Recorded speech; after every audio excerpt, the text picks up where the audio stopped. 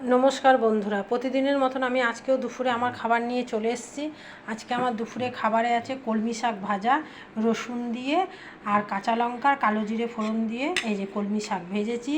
আর এটা একটা সব দিয়ে তরকারি করেছি। এর মধ্যে আছে এই যে দেখতে পাচ্ছেন বড়ি আছে, কাঁঠালের বীজ আছে, সাদা ডাঁটা আছে, মূলো, পটল, আলু, কাঁচকলা, আরও অনেক কিছু সবজি আছে। এটা দিয়ে একটা তরকারি করেছি। এই যে কাঁঠালের বীজ দিয়েছি, সব দিয়েছি।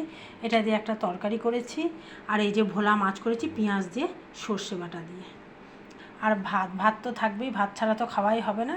আর ভাত আছে, আর এক টুকরো এই যে লেবু দিয়েছি, আমি লেবু নিয়ে নিই, এই যে লেবুটা দিয়ে দিয়েছি। চলুন তাহলে এবার আমরা ভাত বাড়ি।